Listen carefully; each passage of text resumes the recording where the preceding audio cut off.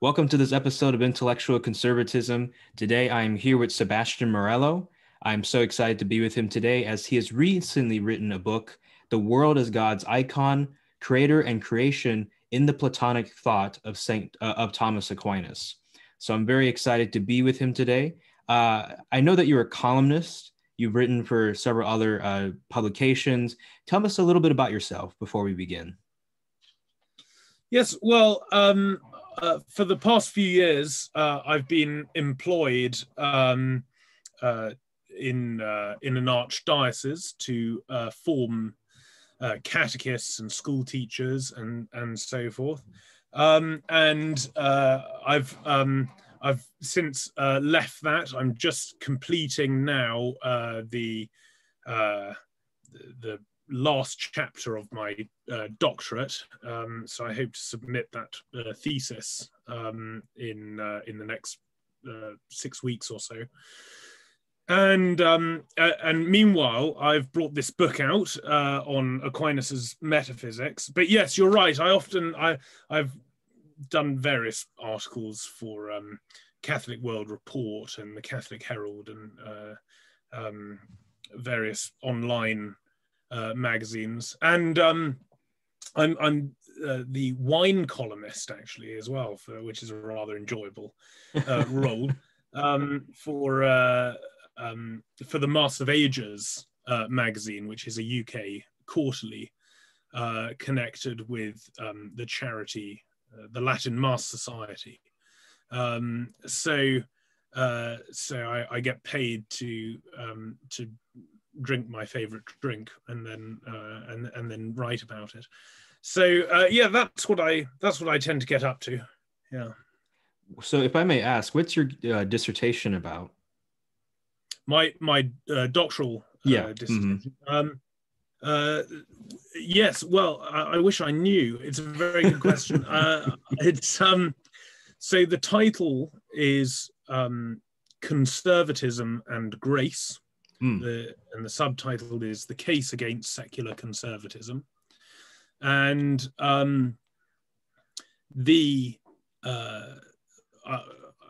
much of it is an assessment of the early conservative response to Enlightenment and the French Revolution, particularly assessing Joseph de Maistre and Edmund Burke, but also looking at figures like Chateaubriand and Bonnard and Juan Donoso Cortés and people like this, and then trying to trace their ideas to contemporary conservatism, particularly looking at the works of my own mentor, Sir Roger Scruton, who supervised my master's, but also he supervised my doctorate up to his death in January of this year.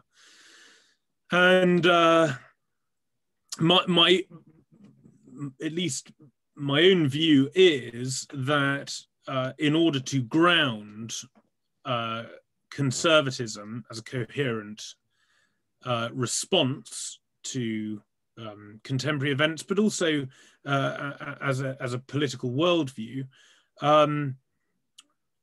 you need something very similar to the second person perspective as advanced in Thomistic ethics, which has made a big comeback due to people like Andrew Pinsent at Oxford University and Eleanor Stump over on the other side of the Atlantic, over where you are, and I think that this is traceable in the entire conservative tradition.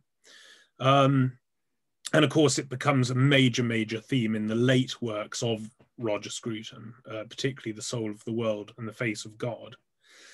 And this does at least indicate that the conservative tradition is one, it can't be reconciled to secularism, and two, that it is inherently bound up with the worldview established by the Christian order, by the order of grace. Now, you might want to say it can be used in all sorts of equivocal or analogous senses when talking about a highly conservative Islamic culture, or a highly, and I don't deny that. But conservatism in the Western tradition, I think we're talking about something quite particular. Mm-hmm. And so the reframing of conservatism as simply advocacy for free market economics, or completely devoid from a moral and spiritual account of the human person and what our lives are for, is something that I am rather keen to rail against. And so anyway, I shan't waffle on, but that's what I'm trying to work on, and I'm afraid the world will, at the end of it, be subjected to an enormous book on this topic, in which hopefully I'll be a little clearer. So that's the thesis. Well, if you publish that book, then you'll also be able to receive some of my dollars. So yeah. Oh, lovely. So this is actually a nice segue into my the first question that I have planned, which is, can you, talk to us a little bit about Sir Roger Scruton? Because for me, he was a personal intellectual hero. For a lot of the people who follow my channel or Facebook page, he was a great role model. And, for me and Roger, I had a bit of a friendship with him, a long distance one, of course, over email. And we just talked about various things. And I remember the last email I sent to him, I just thanked him for all the things that he had done. And I told him about how his work in beauty and tradition and conservatism helped me eventually convert to Catholicism. And I said, Sir Roger, I know that you've said somewhere that you don't really think much about the afterlife, or you're not too worried about it. But I'd really like to see you in heaven. That's what I said. So I don't know. Could you tell us a little about Sir Roger, just any personal anecdotes? And I don't know, did your Thomism get to him in any way? Well, that's the unusual thing, that St. Thomas was never played a major part in his thought, although he always maintained an interest in Thomistic philosophy, and every single one of his books, St. Thomas gets a peek in, and so he always maintained an interest, but he was far more focused on thinkers like Kant and Hegel. I think for him, he certainly, as you know, he was formed absolutely in the analytic tradition, and was an intellectual grandson of Wittgenstein through being supervised by Elizabeth Anscombe, and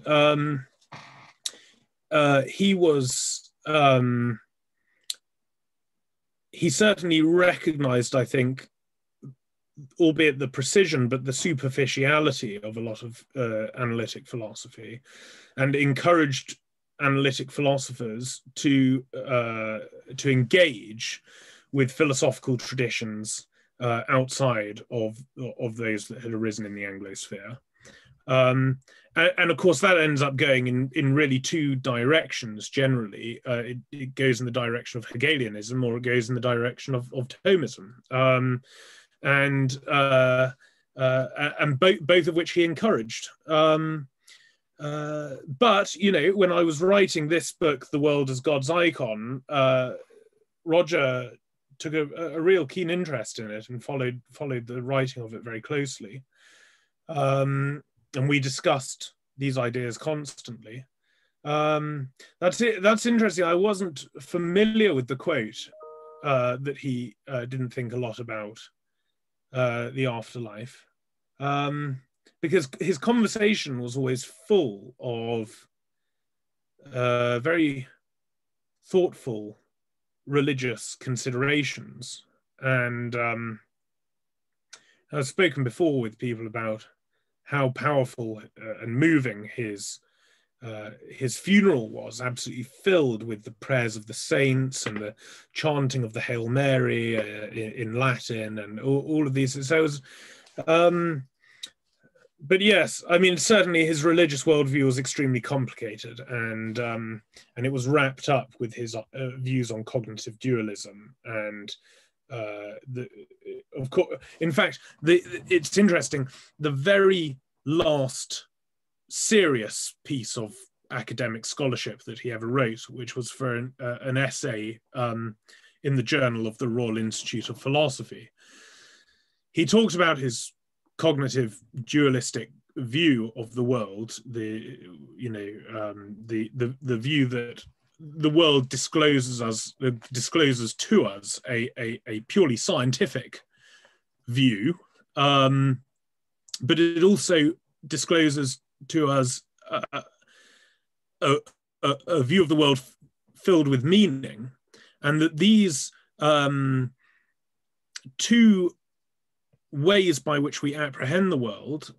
By the way, I don't entirely agree with this. I actually think there are more ways than just the scientific and the meaningful way of seeing the world. But in any case, this was his view, and of course he called the latter the Lebenswelt. He adopted the Husserlian phrase, the life world, and then the scientific, materialistic view of the world. And he acknowledged that these two views of the world were not entirely compatible, and that we had to in some way accept that tension. It was very difficult to look at one's dog, for example. My dog is asleep in the corner of my study here, so it's very difficult to look at one's dog and see sort of lumps of flesh stuck to a pieces of bone, and also look upon your dog as your pet at the same time. You know, you need to in some way maintain both ways of looking at the world. And he says in this last piece of serious academic writing that he published in this journal, he says that he had always hoped that this cognitive dualism would in some way open up a pathway to faith, that his considerations of the Lebenswelt would open up a pathway to faith, and that it hadn't, and this was a disappointment to him. So it's very complicated stuff, but in any case, he was an incredible teacher. He was a very dedicated mentor, and the way he would conduct his lessons, the MA that I did with him before he took me on for doctoral supervision, he actually conducted all of his lessons in a private dining room in the Reform Club on Pall Mall. So we would listen to these incredible lectures while we sloshed away bottles of claret and had a sort of 4-course meal, and it was all exactly how higher education should be taught, really. But it's reinstituting the Athenian Symposium, and he was just fantastic. He was a wonderful teacher, and I was fortunate a couple of times to visit him at his farm for tutorials as he became more ill and couldn't come into London. So no, I was very fortunate, and like you, I owe him an eternal debt of gratitude, really, because he so formed my mind and introduced me to a rich intellectual life that I wouldn't have otherwise possessed. So, yeah, when you said that you were also a wine reviewer or wine taster, I was like, oh, there's the bit of Roger in you, right? Yeah. Yes. Yeah. Well, I mean, he just conducted everything like that. It was brilliant. He had a small apartment in London, just across from the Royal Academy, and he would conduct a lot of his one-to-one tutorials there, and the conversation would always take place over a bottle of claret, and the wonderful thing about that is that if there's a bottle of wine between you, there are no awkward silences. Hmm. When you have to stop and think seriously about the idea with which you've just been presented or the response you're going to give to it, you can focus your moment of meditation on your wine glass, and it becomes this this center of understanding between you. And of course, that's why so many important and ongoing friendships are established over good wine. Mm-hmm. Yeah. All right. Well, thank you. So I'm ready now to dive into the book that you've written.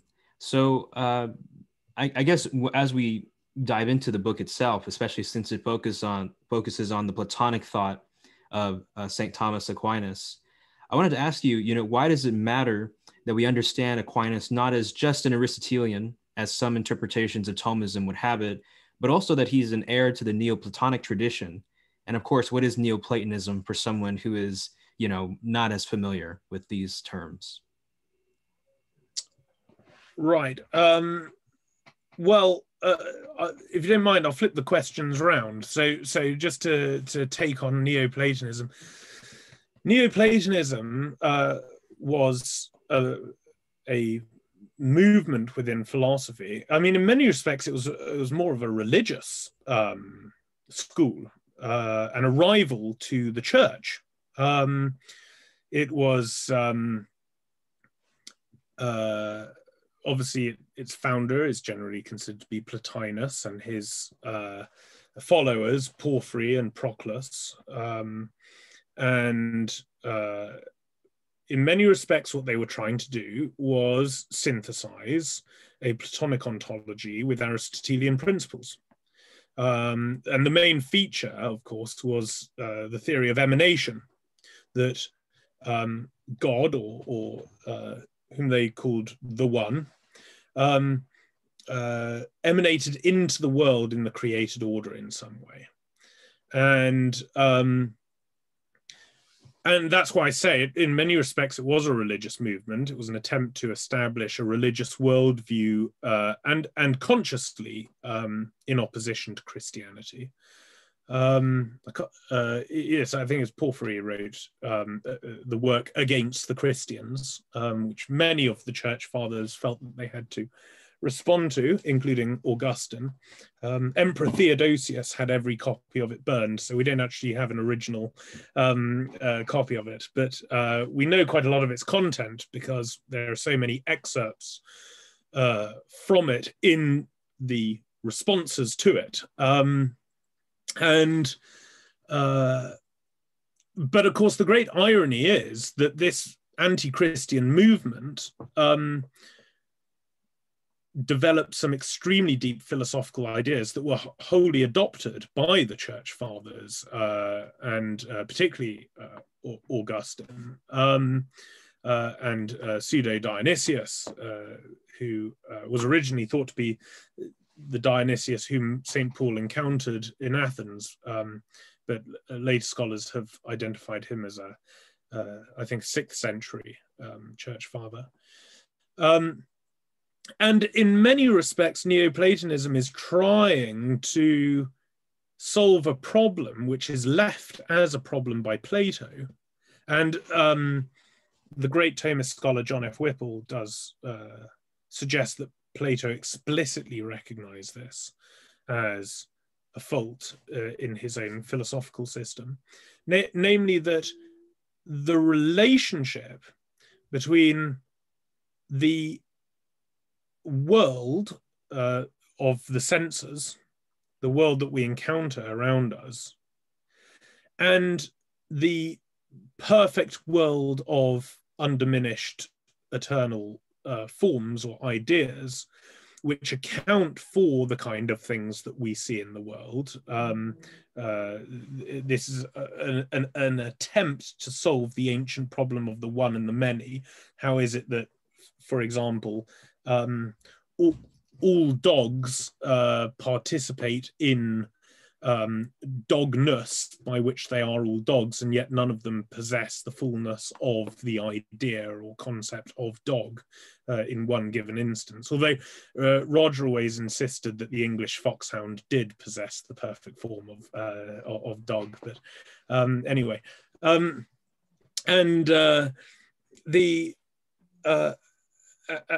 this problem of the one and the many is a solution is offered by Plato, but then the actual relationship between the world of sense and the world of ideas is left obscure and ambiguous. And this is, as I said, recognized by Plato to be a weakness.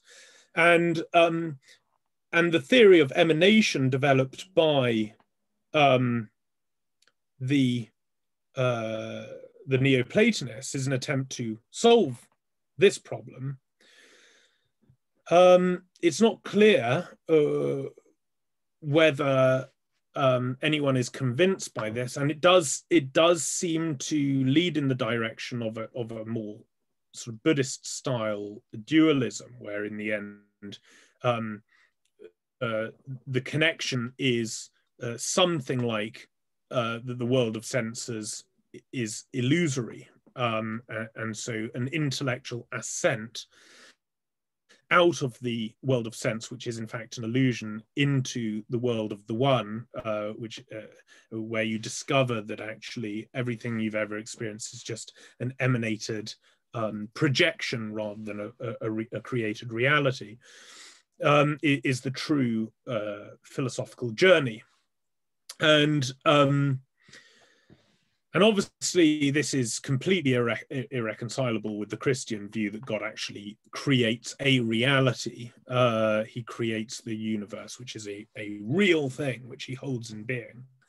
And of course, then there's the task to make sure that this created thing doesn't participate in God's existence in such a way as to be identified directly with God's existence, because you don't want to fall into a kind of pantheism. And so this needs to be solved. And whilst all of what I've just said is known by the Church Fathers know that God really created the world, knows that God is completely transcends the world. Exactly what the relationship is left obscure for many, many centuries. And Thomas Aquinas, I believe, solves this problem, and he solves it by introducing a principle, which is esse, which is the act of existence, and the different ways by which we can talk about esse. And when he introduces this principle into a participation ontology, which he receives from the patristic tradition, and he clarifies exactly what this system is by the application of very precise principles given to him by Aristotle, what you end up with is this realist ontology, which I try to present in a very concise way in my book, because, you know, picking up John F. Whipple's book on Thomistic metaphysics, which is a complete masterpiece, but it's a jolly intimidating book to encounter. I mean, it's just absolutely huge. And so my hope was to look at the figures who were really focused on this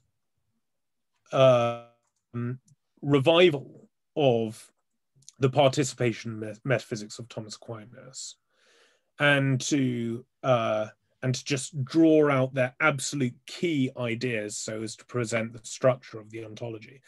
And I think once you do that, you realize that, to answer your first question, which I've turned into your second question, once you do that, you realize that if you don't take the participation metaphysics of Thomas Aquinas seriously, and you do just see him as simply a baptized Aristotle, then what you haven't got is Thomas. What you haven't got the true Thomas. You haven't got the true Aquinas. You've got a very truncated, deformed Thomas Aquinas. And so, and I would just say, this has serious effects, I think, for how Christians end up seeing the creation, if that's your view, because you see it as lumps of matter with intelligible forms that are received in their entirety in each given instance, fine, like Aristotle does, because he doesn't have the participation metaphysics. But what you've just got is you're surrounded by lumps of matter. And that's the, I'm probably going to get seriously told off by committed Aristotelians for saying this.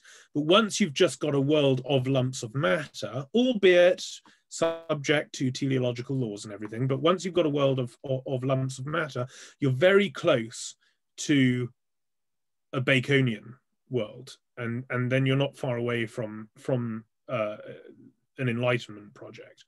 And then, of course, we have to have the entire conservative tradition as a response to that, which takes us full circle. And of course, if you look at the early conservatives like Maistre and Bonnard and even Edmund Burke, although it's more implicit in him, they're participationists.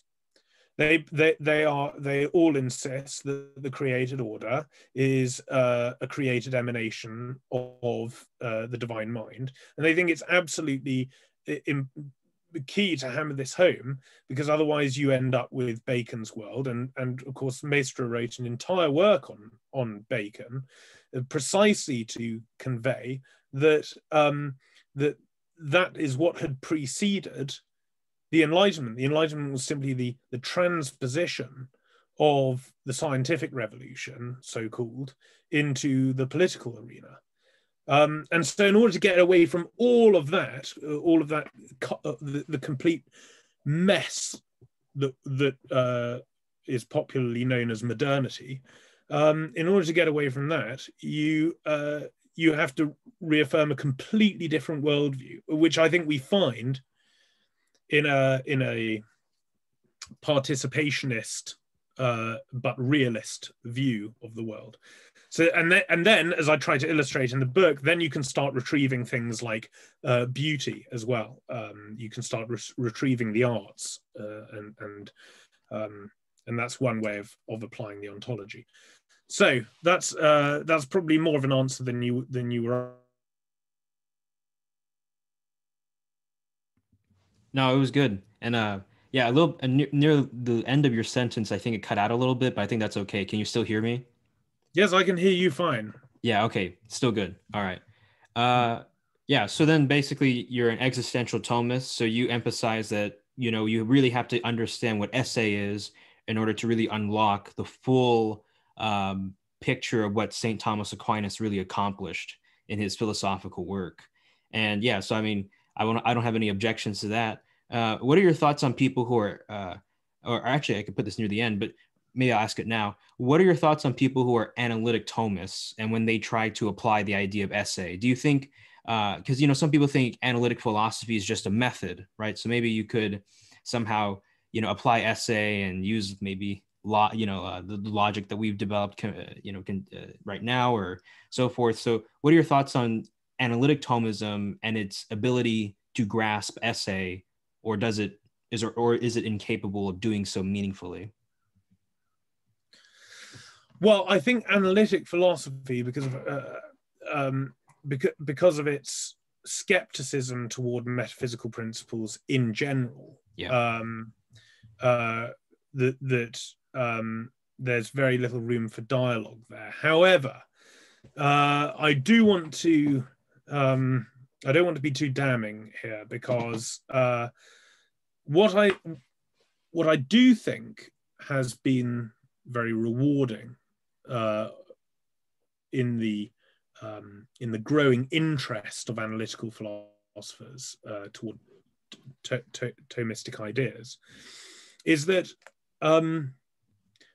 whilst, as I said earlier, analytical philosophy tends to have a certain superficiality about it, in my view, at that surface level, it also tends to appreciate rigor. And certainly the exchanges that I have had, of course, I was quite eccentric with my interests in a humane approach to Thomism and so forth. Most of the people I have studied alongside have been pretty serious analytic philosophers. And one of the things that I've always appreciated about them is that they do not tolerate lazy thinking. And so yes, that kind of intellectual rigor is something I think we should all appreciate. What it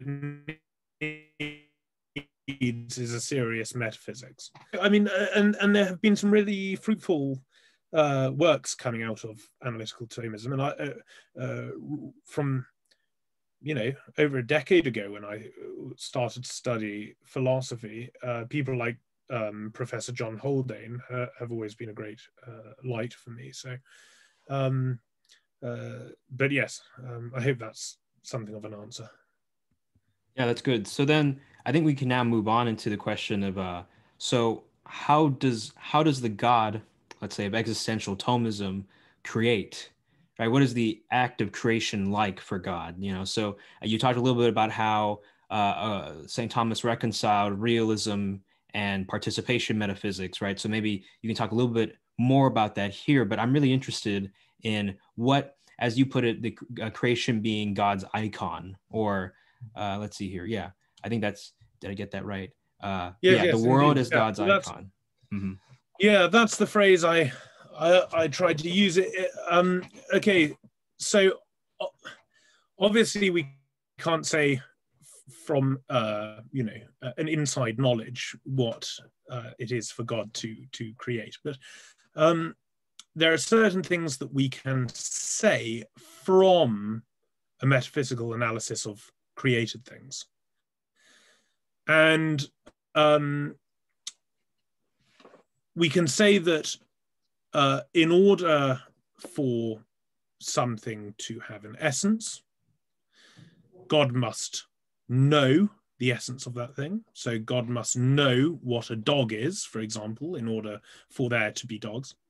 But the interesting thing is that these logical essences, like species or genera, these are not the things that God has in mind when he creates a likeness of, say, the dog.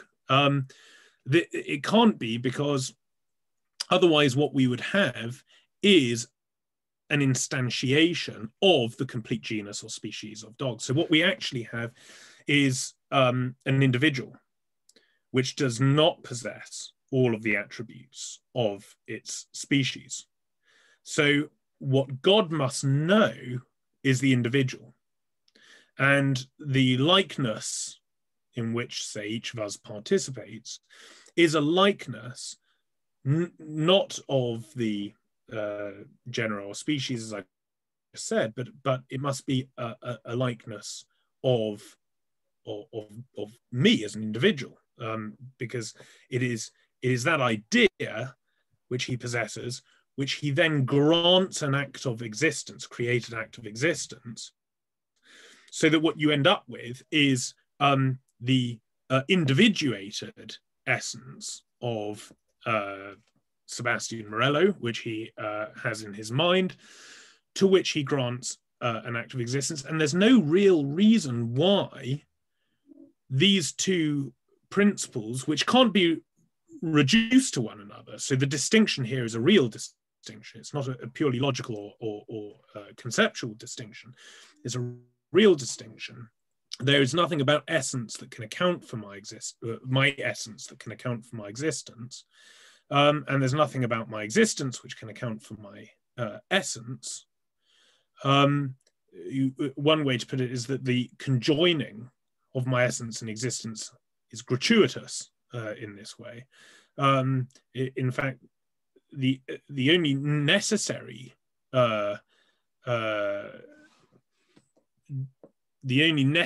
existence essence union is that of God's, where actually his essence is his existence. He is necessary being. What we know is that God has in his mind an idea of Sebastian Morello, and he grants an act of existence to the likeness of that idea, which is a created essence, and that essence and that existence, which are irreducible to one another, are held in union by his act. So we can move all the way to saying that God, and this is a wonderful thought, God always has me in mind, and as a distinct act, always wills my existence for as long as I exist. Now, I say as a distinct act, of course, for God, everything, the divine will and the divine intellect are only conceptually distinct in God because of God's indivisibility. And also, when I say at every given moment of my existence, what I don't mean is that for the past 30 odd years, God has been thinking this, because of course God is outside of space and time, otherwise he would be a creature. So he wills my existence in one timeless act. But nonetheless, for us, we can understand it as that as long as I am by his will. And I am because he possessed an idea of me and willed that I be. So that is, I think, about as far as we can get. The important thing, of course, is that the divine ideas are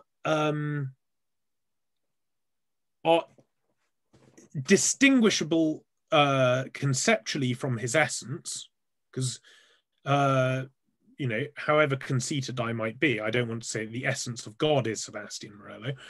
So we can distinguish conceptually, but again, the divine ideas cannot be separate things in God, right? Because of his indivisibility. And my point is that what this starts to give us is that this emanation of the divine mind into creation as he grants actus ascendi, created acts of existence for individuals into the cosmos as it unfolds. What you're actually getting is this icon of God. You're getting created things that are a likeness of the divine idea that he possesses in his mind, which are, of course, inseparable from his essence because of his indivisibility. So what you end up with is this icon of God. I give various analogies for how to understand this in my book. So there is, of course, the analogy of the painter, and that's an analogy that that Aquinas uses himself. That the universe is like a portrait of God. That's an analogy taken directly from Aquinas. He uses a different analogy in the Summa contra Gentiles, in which he talks about the universe like a speech. That each thing that exists is like a word said by God about his own goodness. In fact, this is one of the things that Aquinas says to explain why there are so many things in the universe rather than just one big thing. What Aquinas says is that just as when someone needs to explain something of importance and depth, they use many words, not just one word. So to Aquinas, says that God creates many objects each of which convey something different but true about his own goodness. And then, of course, I pick up on the idea of thinking about the universe like a like music, and that's actually an analogy that I first came across in the writings of Peter Geach, who was a kind of early pioneer of analytical Thomism, or the dialogue between analytic philosophy and Thomism. He was the husband of Elizabeth Anscombe, and that's an analogy he uses, that the universe is like music, in as much as the problem with the portrait analogy, although Aquinas uses it and it is helpful in talking about the what you might call exemplarism of the divine ideas, because it presents what you get is a presentation of an idea on canvas. What this does tend to lead to, this analogy, is a more deist view of creation. In the case of the portrait, Van Gogh is dead, but we still have his portraits. Whereas actually the created order is dependent on God's existence for its own existence at every given moment of its existence. So that's much closer to, say, a violinist playing a violin and creating music. Once the violin stops, then or the violinist stops, then the music stops, and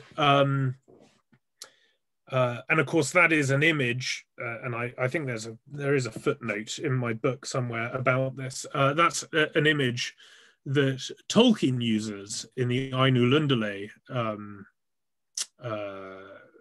account at the very beginning of the Silmarillion, how the world is created.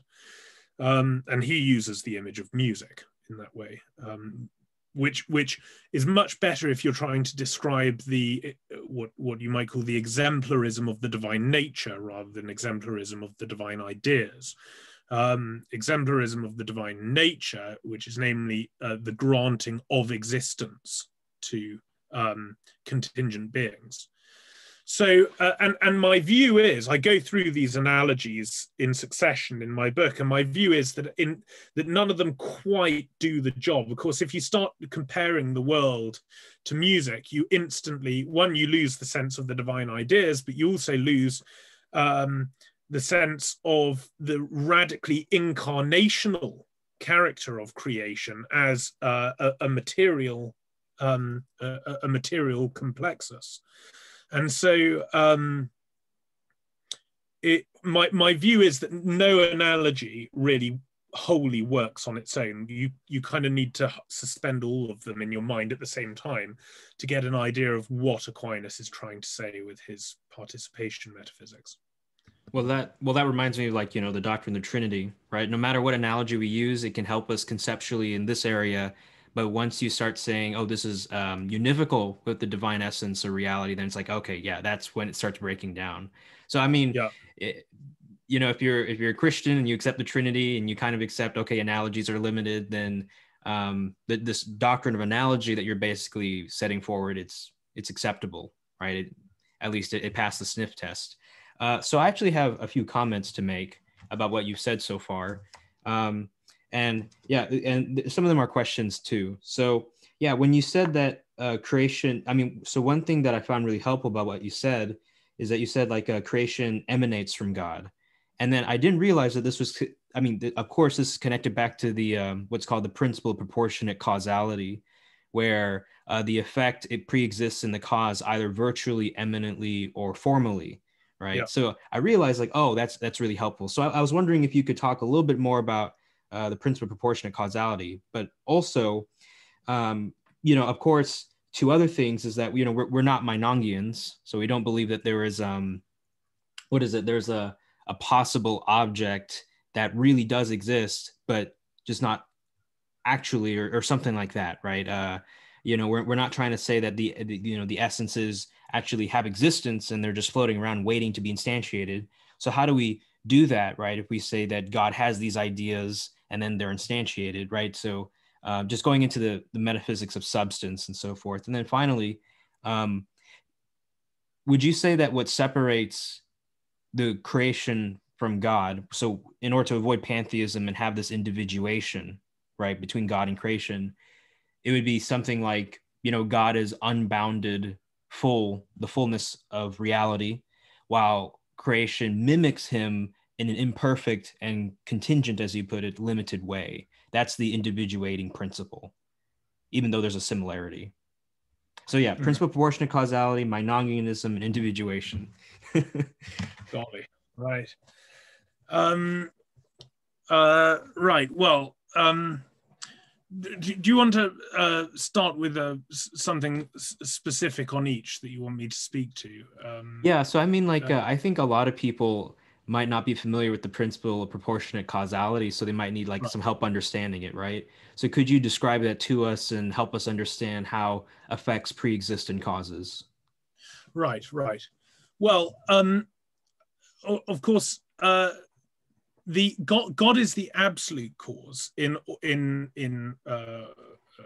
with all contingent causes, and so you have God wills that that in time contingent beings are coming into being, and He is the absolute, the efficient cause of these. It can be, if you like, it can be traced back to a cause who has no cause, but He's also the final cause of all of these.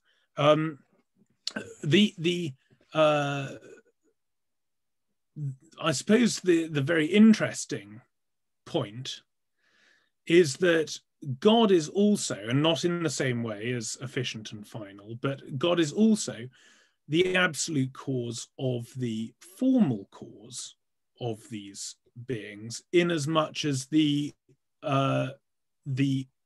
formal cause of any contingent being is at least a derivative of the essence of the being, whose idea exists in the divine mind. So this is what I really mean by this emerging portrait of God. Now, I'm trying to think where you could go with this. I suppose in terms of the proportionate cause, one important thing to say about this is that this is why, this would be another reason why it would be so important to talk about God possessing the idea of the individual as that to which He grants existence. If He weren't doing that, because sometimes it's tempting to think, particularly because, of course, of the doctrine which is true but requires a different argument, the doctrine that it's matter that individuates the essence, right? But the essence itself is universal, but it's tempting to then make the leap and think that actually what God possesses is only the essence, and then it's the bits of matter that get slapped onto the essence that ends up making Bob or Jim. But actually, in order to hold this individual being, God must possess the individual, and only the individual, not the essence, could be the cause of that individual. So this is that would be something to say about that.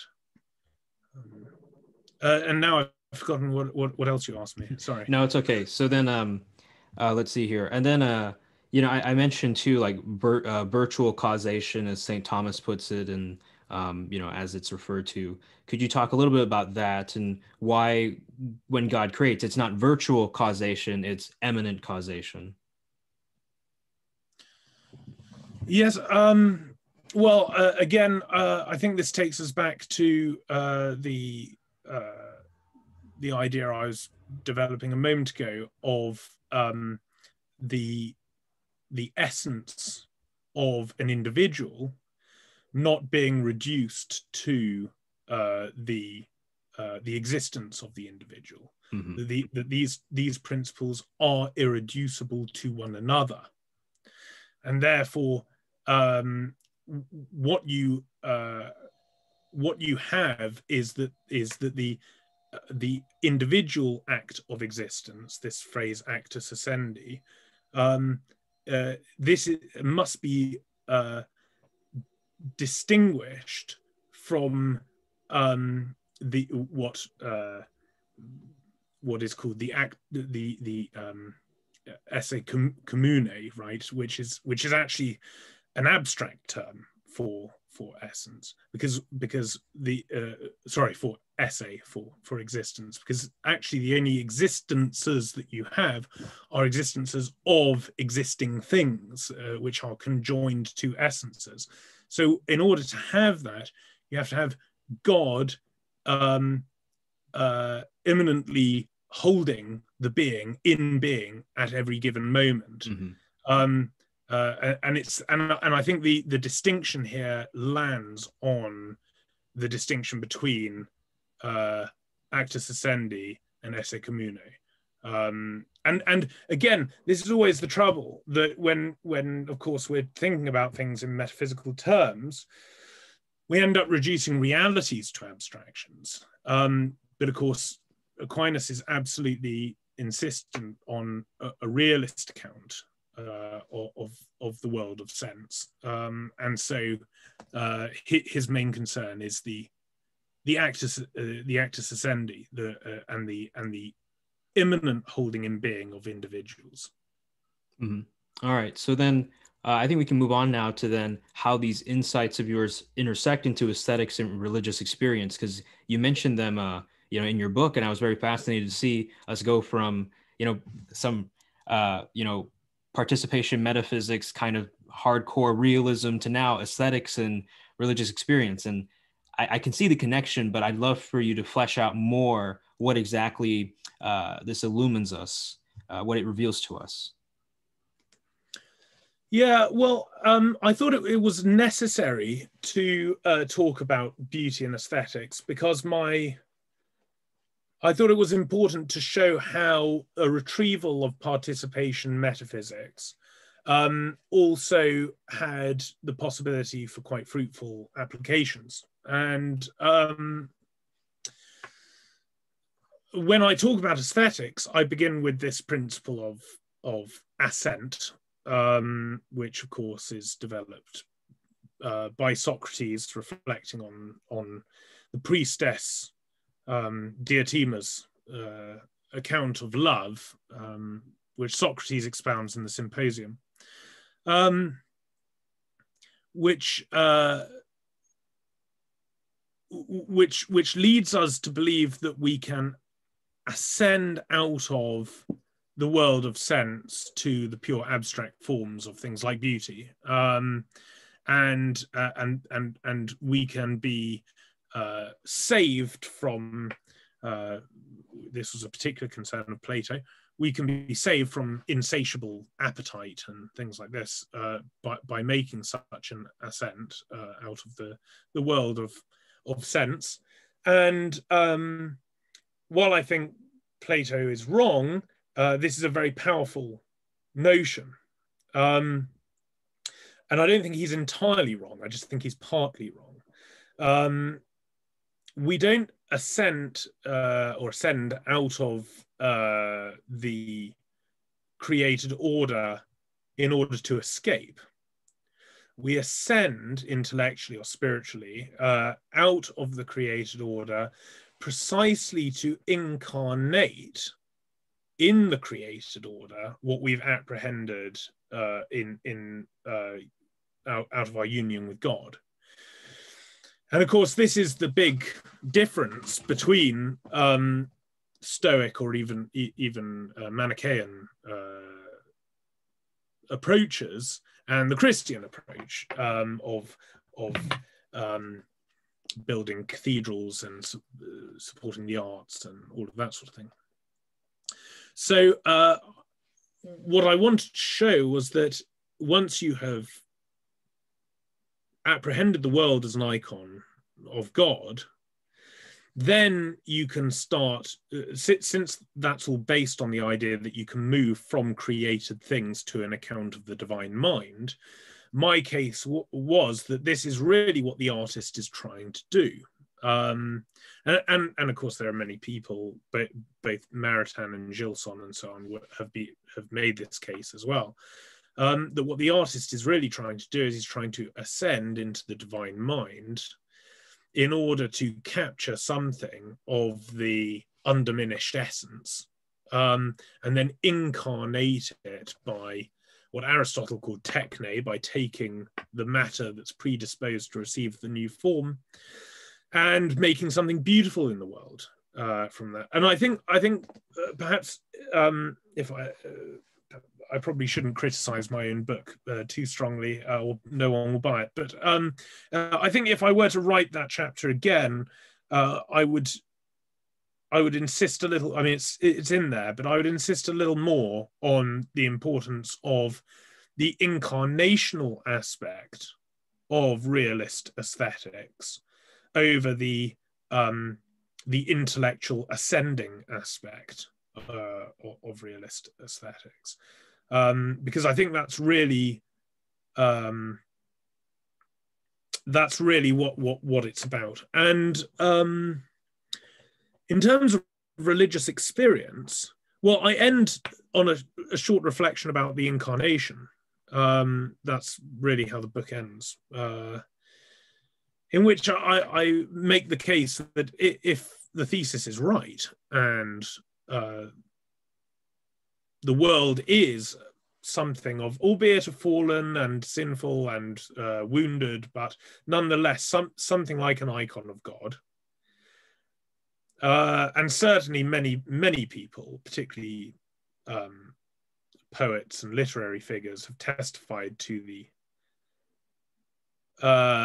power of witnessing created beauty in order to imprint on their minds the idea of the existence of a God, or even the desire of that God to be in communion with them. And if this ontology gives actually a robust metaphysical account of why people might feel that way, then one, you can see why there would be such a thing as natural religion. Why, when people realize that, or apprehend in some way, that the world is something like an image of God. Of course, you can't have a relationship with an image. You cannot form a friendship with a photograph. So what do you end up doing? Well, you end up trying to find some sort of way of knowing the person of whom you have a representation. So you try to develop channels of communication, the most obvious being the act of religious sacrifice. And so you can understand why natural religion, with as many expressions as there are peoples in the world, you can understand why natural religion would emerge, and you can understand why people would long for an incarnation narrative. Christians have an incarnation narrative, but it's not. Incarnation narrative isn't unique to Christians. I would say that our one just happens to be true, and I will give reasons for that. But nonetheless, if you go and travel around India, for example, Shiva incarnates all the time. There are lots of stories of Shiva incarnating, and of course the Bhagavad Gita is an account of the incarnation of Vishnu. So other religions have an incarnation narrative, and you can understand why these would be developed, because essentially, if the world is a communication of God's inner life, albeit fragmented and wounded in some way, but it's a communication of God's inner life, then it's a communication directed to that part of creation which can rationally apprehend that. And so you have all of these natural religious expressions, but none of them actually suffice to bridge that void between the created rational being and the one who holds him in being. And so really the burden is on God to enter creation, and so that we're no longer seeing a photograph or an image, but we behold him face to face. Now, of course, the great beauty of the incarnation narrative that belongs to the Christian tradition is that it's so much more than that. He doesn't just come to reveal himself, he actually comes to save us as well, and fulfill the natural religious impulse, which is not just an expression of our desire for God, but it's also an expression of our sinfulness. And so the great triumph of the Christian incarnation narrative is that it does way more than that. But my point is that this book was not meant to be a work of apologetics. It's a work of philosophy, and I simply end on the point that you can understand why all of this would, so to speak, dovetail very nicely with an incarnation narrative of the kind that Christianity proposes. Yeah, I mean, every time, I've known from a young age that the incarnation was just always my favorite Christian doctrine, and it was the one that, always entranced me the most. And whenever I hear like classical theists talk about the incarnation, it's not just, God, going from one place to another. It's not as bland as that. It's something much richer. I remember I talked to Gavin Kerr about the incarnation, and he said something like it is God pulling the creation to himself through one point, that one point being the person of Jesus of Nazareth. So, because, it's not, So I just thought that was a very beautiful and remarkable thing. So, I mean, I might flip around the order of the questions a bit and kind of cut some out because I want to keep this maybe 90 minutes, right? For your sake too, for the sake of time. So, I mean, when we think about then now the incarnation and, divine actions like miracles, in light of this participation metaphysics, what can we know about miracles and how God acts through them and what the incarnation was really like in a way, as it were? Yeah, I'm hesitant to answer this question because I don't engage with the question of miracles at all in this book, I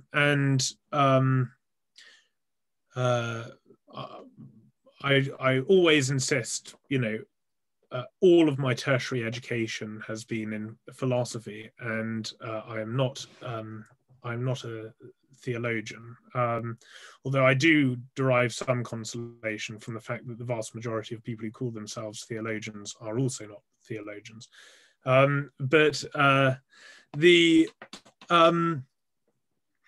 I suppose I would say this, that again, if you look at, for example, Hume's account of miracles, which it's been a long time since I read his work, Miracles. That was I've tried to familiarize myself with it many years ago. But in any case, what you realize is that it's not so much miracles that are the problem. It's I think my phone is buzzing in the background there. I'll just switch that off. It's not so much the miracles that are the problem for Hume, or at least they wouldn't be if his ontology wasn't so messed up. And of course, more recently, arguments have been made that if we do accept that miracles can occur, then this undermines the entire scientific project, because the entire scientific project is based on the idea of causal and observable regularity. Of course, as others have pointed out, this is a slightly strange argument to make, because the whole idea of miracles is also based on the idea that there is causal regularity, and that this is a suspension of such regularity. Otherwise, everything would be a miracle. So, but in any case, what I would say on this point is that I think the ontology that I present, which isn't, I claim isn't my own. I'm simply looking at what Aquinas said, and then I'm looking at his who I consider to be his wisest commentators, and try to present it. What this does is it presents to you the image of, as I've said repeatedly, a universe that's being held in being intentionally by God, and therefore what you have got is the possibility of that God, who is involved at every given moment in its being, to intervene in its being by the suspension of causal regularity, for example. And so so yes, that's that. I certainly think that at least my account doesn't conflict with the traditional Christian doctrine on miracles. One of the ideas that I've been considering is that based on the metaphysical picture you've offered, right, is that if all things are kind of emanating from God and they are God's icon, so to speak, then everything has this potential to be used by their creator as he sees fit, right? Yes. So for instance, if God wills that maybe I should rise from the dead, or not me, let's say Christ, right? Christ rises from the dead, right? Then all things have been made to be used by God as well as he sees fit. So there is a regularity in which things kind of operate in the normal mode, but because there's also this other element that this thing is God's icon, that it is God's work and he can use it as he sees fit, that's intrinsic to its nature to be used by God, right? So I guess like that's one way that I found helpful. So I guess this gets us then to the question of, I mean, I know that you've already talked a little bit about the incarnation, but I'm interested then in talking about the relationship between creator and creation. So given, that God is simple, timeless, impassible, immutable, how do we understand the relationship between God and creation? Because we would say that there isn't a real relation, right, where the effect, if one changes, then the other has to change, right? That's not how we conceive of it. I've heard Gavin Kerr say it's a logical or conceptual relation, if I may say that. Can you describe what that relation is now between creator and creation, as you've already expounded somewhat? Yes. Well, that's interesting. Is it a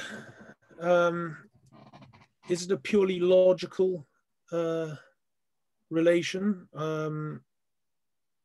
That is an interesting way of putting it. The reason I'm slightly hesitant is that obviously for creation to be caused, that affects no change in the absolute cause. So in that sense, yes, you do have a purely logical creator. But nonetheless, what you have is the unfolding through time of one timeless act of God, and I mean, really, we're at the limits of what we can say here, because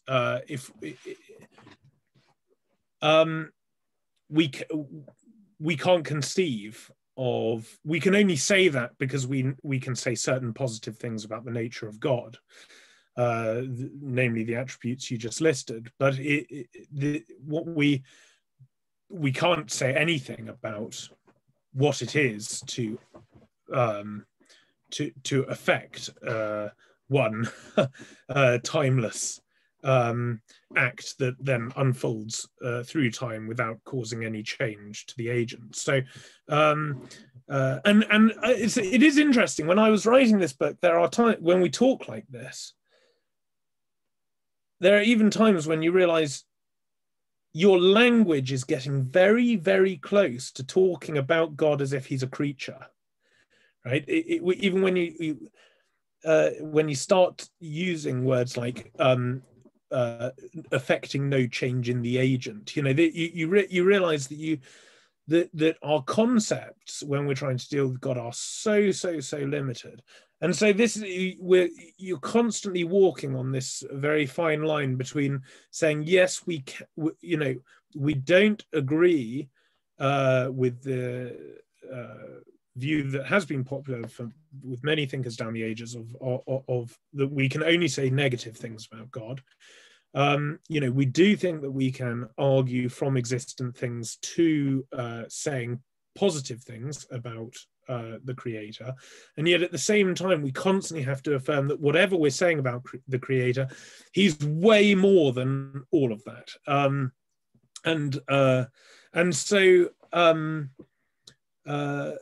But again, when we're talking about the exact relation between creator and creation, what we have to focus on is esse. Esse is the principle for all of this. It's the act of existence which God grants, and it's his special privilege to grant. That is the when you say what is the metaphysical relation between creator and creation, the metaphysical relation between those two is esse.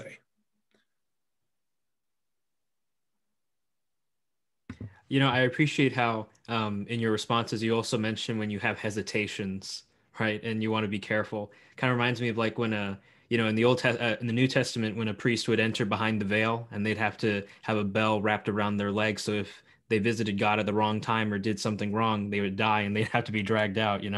So yeah. It's like even as a philosopher, when you're trying to step beyond the veil into God, you have to be careful, right, and be cautious. So I appreciate that. Mm-hmm. This is why it's so nice to all the stuff I'm writing on at the moment, which is political philosophy and ethics and so on. People get really nervous with that sort of thing, and they say, well, you've got to be very careful writing ethics because you can mislead people in the moral life. I'm much more worried about writing about God. I would far sooner unintentionally mislead another human being than offend my creator. So yes, it's writing on my current topics has been a great relief for me, really. Okay, well, let me ask you one last question, and then I think we can wrap up the interview. So, what challenges to classical theism, or we can say it existential Thomism in particular, have worried you, and how do you go about responding to them? And if I could perhaps add one or include one, I've heard a lot about the modal collapse argument that because we have a God who's pure act and he has a timeless act of creation, it seems as if creation must be pure act in a way, or all potentiality is sucked out of creation. So how do we save modality with a God like ours? I mean, so yeah, you don't have to address that first, but what do you think are the challenges, and then moving to that one? Well, I mean, by the way, just on that point, this is why Aquinas' use of the term of an essence being not a plenitude, an essence is a potency, which the moment it receives esse, it limits esse, and so and it's when we talk about esse, then we're talking about exemplarism of the divine nature. So a thing foremost imitates God in its existence rather than its created essence, whilst its created essence is, of course, a likeness of the divine idea.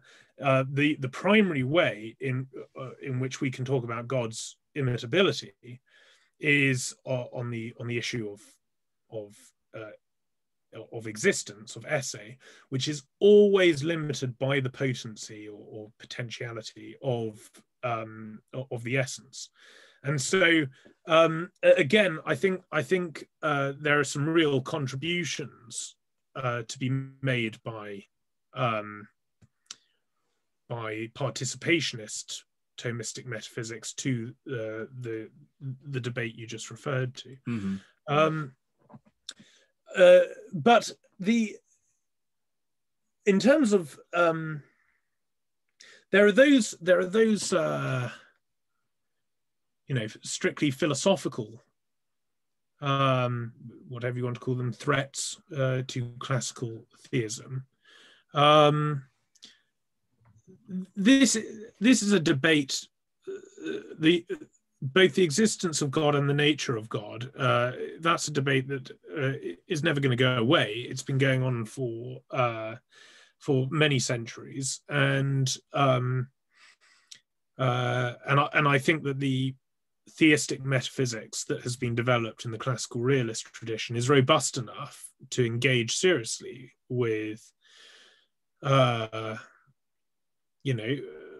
its opponents. So the word worry, I'm never overly worried. I'm much more worried really by I'll probably regret saying this, but I think that serious convinced atheism isn't really an intellectual problem, and I don't take it very seriously at that level, and that's why I think atheistic arguments that are purely philosophical need to be interpreted as questions rather than doubts. I think that atheism is a moral problem, and this, of course, this is an existential concern rather than a strictly philosophical concern. But I think that we are going to have a problem as time goes on. That atheism has been increasing, and it will continue to increase as the moral life of the West fragments. And I suppose spending so much time reading strict, purely philosophical arguments has convinced me that philosophical arguments are insufficient to deal with what I consider to be a moral problem, which is atheism. It's a moral problem. I have so constructed my life in such a way as to make it impossible to accept that there is a God whom I might have to meet. And so that's why I think that, bringing it back to philosophy, I think that it's so important that we do, as I at least attempted to do at the end of my book, why we do connect this ontology to subsets of philosophy like aesthetics or ethics, or a philosophy of the family, or a philosophy of beauty. It's so important that we do that, because then we can start to develop a much more practical response to what I think is a practical problem, namely atheism. Yeah, I mean, just to reaffirm what you said, I think I agree with you largely that, the challenge to classic, well, so on your comments on atheism, I just noticed personally too that there's a point where I've noticed that you can explain an argument over and over and as clearly as possible explain like teleology, and no matter what, the other person is bound in this kind of mechanistic philosophy. Or, Tolkien, I remember when he was converting C.S. Lewis, he said materialism is the great myth that you've been told, believing that only these four corners are real. And literally, when I try to bring these transcendent ideas to you, or these ideas that are not always just reducible down to, let's say, creaturely notions, right? Then all of a sudden, you can't think beyond the box that you've been given. And especially, like, as you said, like it's a moral existential problem. I would agree, especially, I think, St. Thomas talks about how well, I don't know if I want to go this far, but St. Thomas talks about how sin can darken the intellect and make it unable to comprehend the things of God. I think that when you idolize autonomy, when you idolize, well, there's sexuality and so forth, and power, and all these other vices, then it's going to be impossible for you to even consider the idea of God, right? No matter what, you'll just never feel as if you're compelled. I don't know. So I'm not talking about the as I understand you're not. I'm not talking about the triune God, or Sure. I'm not even talking about the God of revelation. I deem it irrational to deny the existence of God. Then we can have debates about who God is, what he's like, and whether he's revealed himself. But I think it's irrational to deny the existence of God. And I think that if you are denying the existence of God, it's because there's a moral problem, not an intellectual problem. And that's I mean, obviously I accept Aquinas's view that that the existence of God is not directly self-evident. It's self-evident intrinsically, but not self-evident to us. It requires demonstration, rational demonstration. Nonetheless, that rational demonstration is rational, and everyone can do it. And on top of that, the religious impulse is innate. We are naturally religious creatures. I know I'm sounding very dogmatic here, but I don't have the time.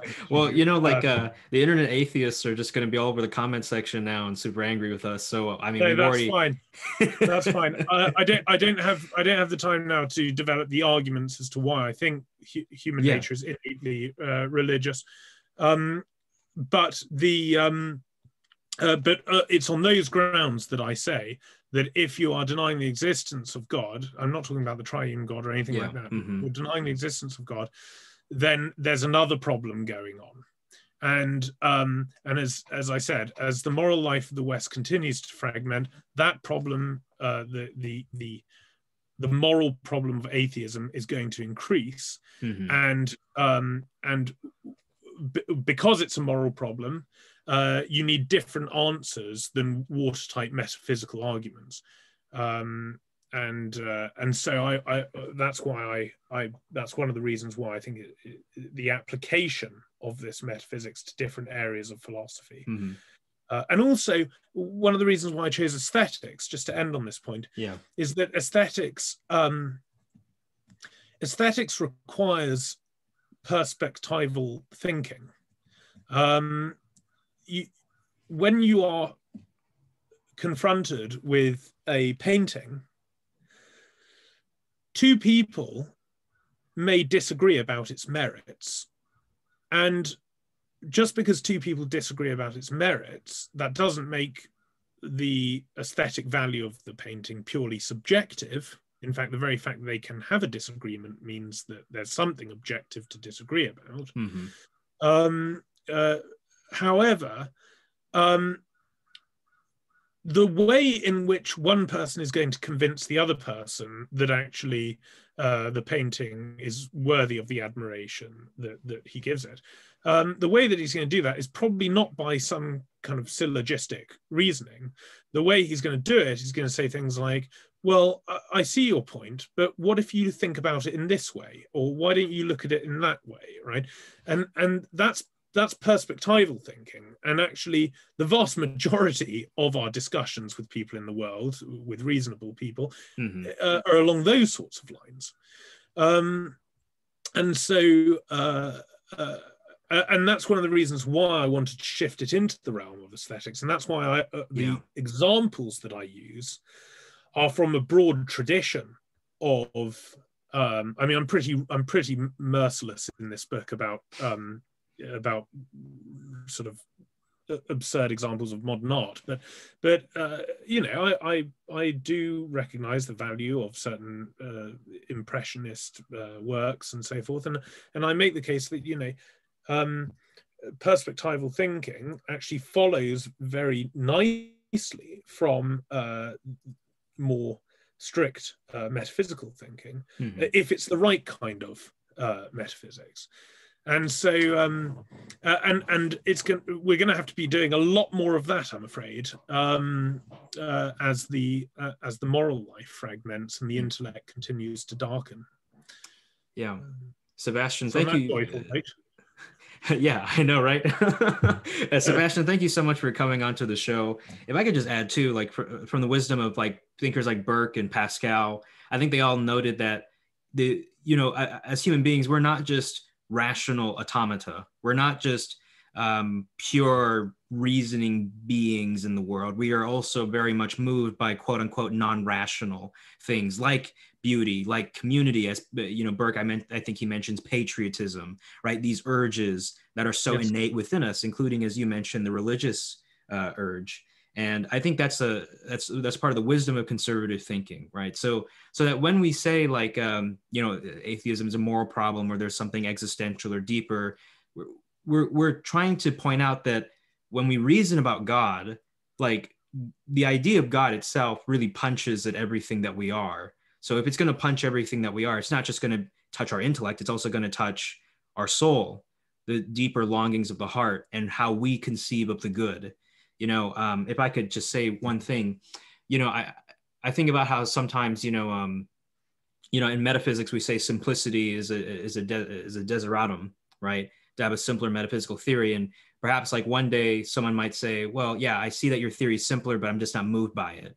And then maybe the next day they encounter a beautiful painting or something so rich and wonderful and simple that suddenly that urge is awakened, such that this aesthetic experience ends up shaping their philosophy and motivating them to have a more beautiful, elegant theory. So then beauty intersects into truth, and then of course with goodness. So those are some things, yeah. It's wonderful to hear you say that. I couldn't agree with you more. And right at the beginning of this book we've been discussing, I say much of this was a decision came out of a decision to try and give some kind of concrete philosophical foundation to largely something emotive. I, in my teens, I would walk my dog in the countryside, and I would often see the sun setting and the beautiful rolling hills, and my heart would cry out to know who authored all of this, and so to write a metaphysical account wasn't to say, so that's what was really going on. The hard stuff, the hard solid stuff of metaphysics, what was really going on. Not that kind of cheesy sentimental stuff. No, that cheesy sentimental stuff was actually a rational bubbling up, so to speak, of something completely foundational to reality that I was responding to. So no, I completely agree with you, and I we should be, as Christians, we should be deeply suspicious of an excessive rationalism that doesn't pay serious attention to the life, the passions, and the emotions. After all, a Gothic cathedral or a Baroque basilica is not the fruit of rationalism. It's the fruit of sanctified rational passion. So that's my last note. Well, Sebastian, thank you so much for coming out to the show today. I really appreciate having you. For those of you who have listened up to this point, after I upload it, just know that I have started a Patreon account, so I'd really appreciate to have your support in this area. And the podcast link will be in the description. I'm thinking about moving to SoundCloud and figuring out the rest of the podcast situation. So if anyone in the comments can help me, I'd really appreciate that. But with that being said, Sebastian Morello, I hope soon to be Dr. Sebastian Morello, thank you so much for coming on to the show. It's a great pleasure. Thank you for having me.